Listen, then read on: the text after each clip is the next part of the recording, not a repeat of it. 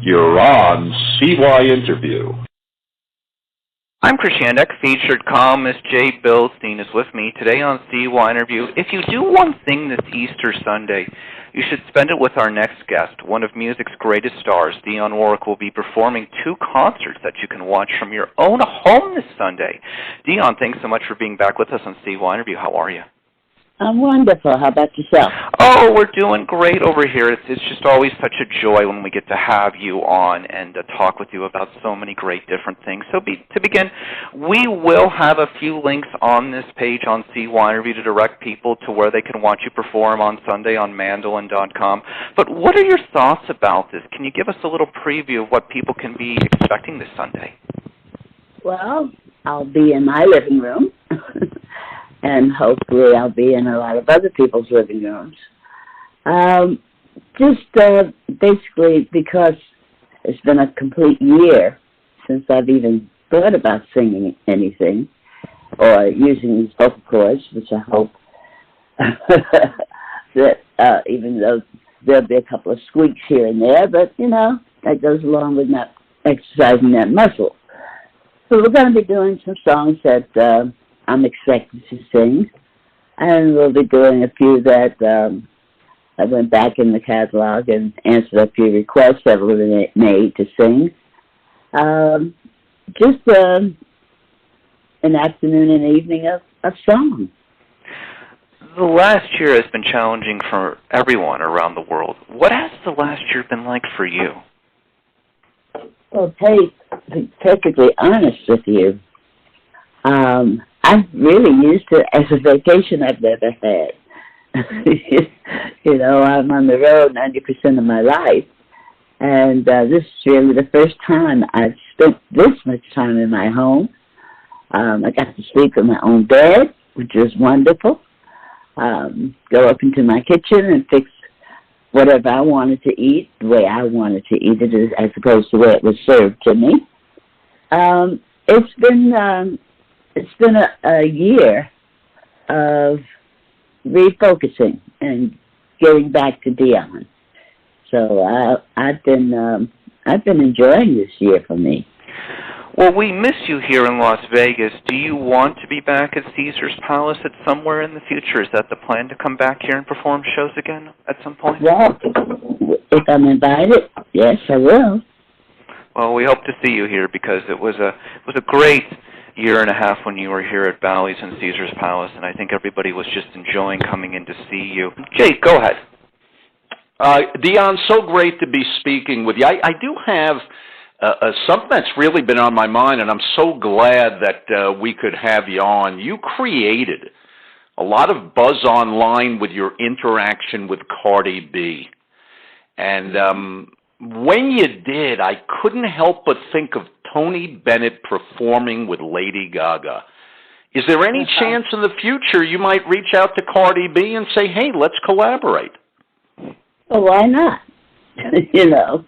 She responded to me, and as did Chance the Rapper, which I am doing something with at this point in time.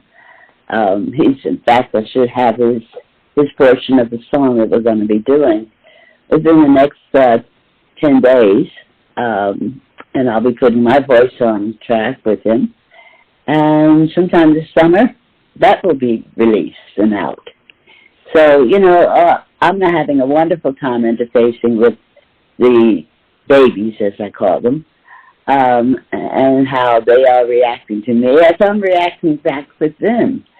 I'm learning an awful lot about them, and they seem to know an awful lot about me, which is wonderful to know. Well, you know what, it was very gratifying to me personally because I'm a lot closer to you in age than I am to Cardi B, and when I saw her reaction to you, tweeting her, and I think you were tweeting her about her authenticity and all, how she was blown away by, being contacted by you, being tweeted at by you, and I thought that was very heartening because I think it's always good when people can appreciate different musical styles, different genres, different eras of music. No? Yeah, I totally agree with you. I have I've been now crowned the queen of Twitter, which I find quite amusing. But it's been really a bunch of fun.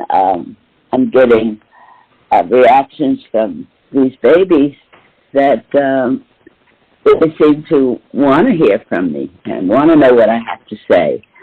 I don't do this on a daily basis. I don't get up in the morning saying, I got to tweet.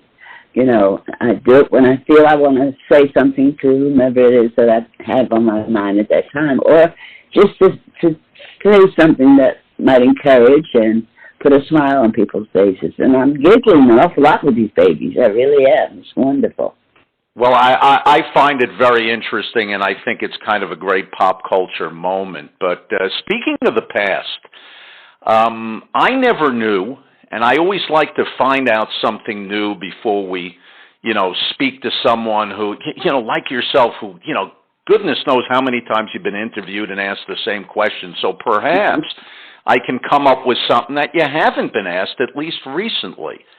James Bond, the soundtrack for Thunderball. You recorded a song, Mr. Kiss Kiss Bang Bang, and there's a tie-in there with Dame Shirley Bassey, and later on in this whole thing with Sir Tom Jones. Could you speak about that for a moment? Well, basically, I was brought into England by the company that does most of the Bond films, covered by and John Barry, who is the composer and orchestrator of most of those particular songs at that time, presented the song, Mr. Kiss Kiss Bang Bang. I recorded it, and for whatever reason, they felt that wasn't the song they wanted to use as the title for the film, Thunderball. So, as a result of that, as a matter of fact, John felt so bad about it, as did the production company, for flying me all the way over to England for no reason. I received my first puppy, which was a Pomeranian, and I named him Bang Bang.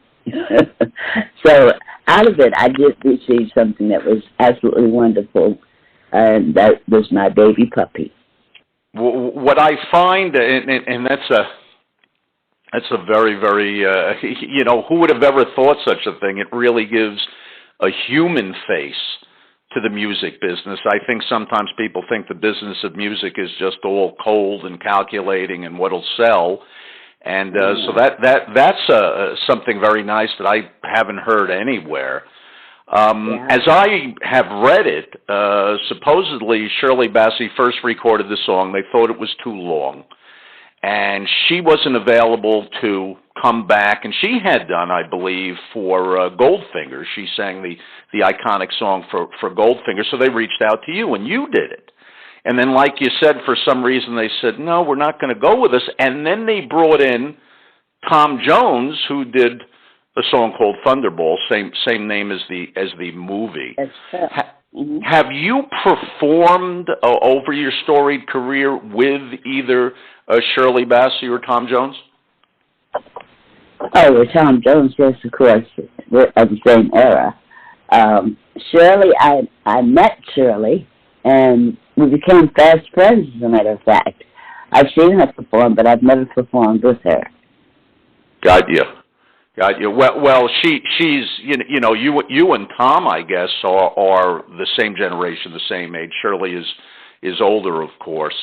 Some phenomenal music came out of the 1960s, but I did read one song, and I don't know if this is true. You read so much stuff online that, Do You Know the Way to San Jose is not really one of the favorite songs you've ever done. Is that true?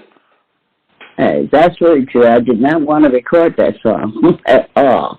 I just felt that after the incredible lyrics that Hal David had me sing, that he would ever write a song with whoa, whoa, whoa, whoa, whoa.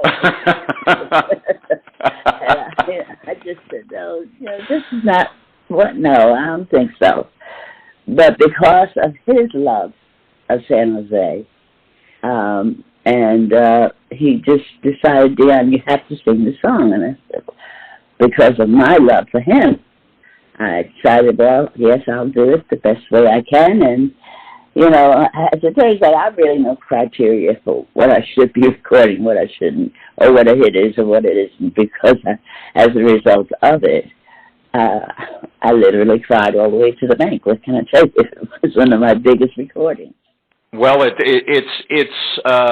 a nice reason to have to cry. But you know, it's interesting because the reaction of fans and the reaction of the artist can be so different. I remember for a time that Robert Plant, the lead singer for Led Zeppelin, he just didn't want to sing Stairway to Heaven because he'd sang it so much. He just like, I can't put anything into this emotionally anymore. Have you ever had a moment, Dionne, where you felt, gee whiz, I've done this song so many times, it's just hard to pull something out of myself and invest it with the emotion I want? No, that I've never done. You know, I completely realize that because of these particular recordings, I am who I am, and those people who have supported my career for that long feel that that's what they want to hear. So I have never said, no, I can't sing this song because of any other reason than I have to sing these songs. It's the reason I am who I am. Well, I think that makes an awful lot of sense, and it's certainly true. You mentioned Hal Davis, rest in peace. Have you had any interaction with in later years with Burt Bacharach? Oh, absolutely. We still stay in touch with you. You know, Hal and Burt and I ended up being more than friends. We became family. We were known in the industry as the triangle marriage that worked. And, you know, I watched their children grow as they watched mine. We put our feet under each other's dinner tables at one time or another. So our relationship has never waned. You know, we had a problem for a period of time, and that was a legal problem. But even with that, you know, true friendships never die. You in effect may be considered part of popular music's first throuple, as they call it today, right? The three of you together. What a power team that really was. What a hit-making team. But besides being teamed up with people of tremendous consequence in the music business, you come from a family of extraordinary talent and talents in your family. Have you ever, you know, it's hard to think, we who are on the outside looking in as fans or reporting on the music business, it's different for us. But somebody like yourself, you ever sit back sometime, go out to your garden or what have you and think, look at my family. Look at everybody in my family who's been such a phenomenal talent. Do you ever think about that, or is it just, hey, this is just us? Well, basically, it's just us. You know, I truly know that my family and God was blessed to have the voices that we were given by our Heavenly Father. And as long as we use them properly, that's basically what we will continue to do. I come from an incredible singing family. Everybody in my family sings. And anyone who saw my show at Caesars found that to be true. You know, I have my son who plays drums for me in my quartet. My granddaughter, his daughter, also now is performing with me on stage and singing great. My sister was an incredible singer, God rest her soul. My mom and her sisters and brothers who were gospel singers. So it's the old saying, the apple doesn't fall that far from the tree. Indeed, and you know what? I'll close with this. You are such a nice human being. And I think sometimes people perceive, they think in terms of divas. They think in terms of, wow, this person is this kind of unapproachable entity who is one of the, the greatest stars in the history of popular music.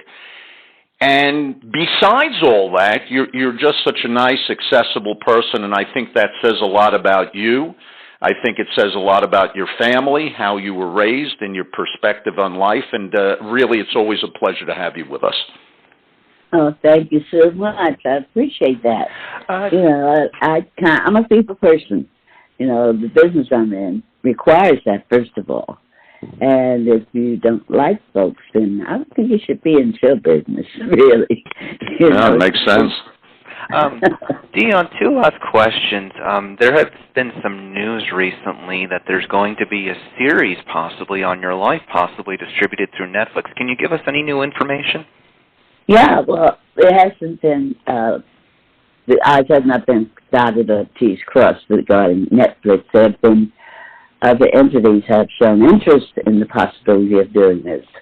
So we're kind of waiting to see who drops the biggest ball in the court. Do you think it will become a reality, though? Oh, absolutely. No doubt. There's been a lot of people making overtures, so we'll figure it out soon, hopefully. And then finally, something we didn't get to talk about in our first CY interview with you a few years ago. Do you have any message to your fans? Anything you'd like to say to them? No, other than thank you. It's been phenomenal. It's almost 60 years now that I've been in the industry. And to know that they continue to support and appreciate what I'm bringing to them is it's sometimes overwhelming. So I'm certainly grateful and thankful to them continuing the support and wanting to come out and hear me and have some fun with me. This coming Sunday on Easter, Dionne Warwick will give 2 concerts from her home on Mandolin.com. More information to how to purchase tickets and see that performance on Sunday are at the bottom of this CY interview. So for music legend, the one and only Dionne Warwick, featured columnist Jay Bildstein, and CY interview, I'm Chris Shinnick.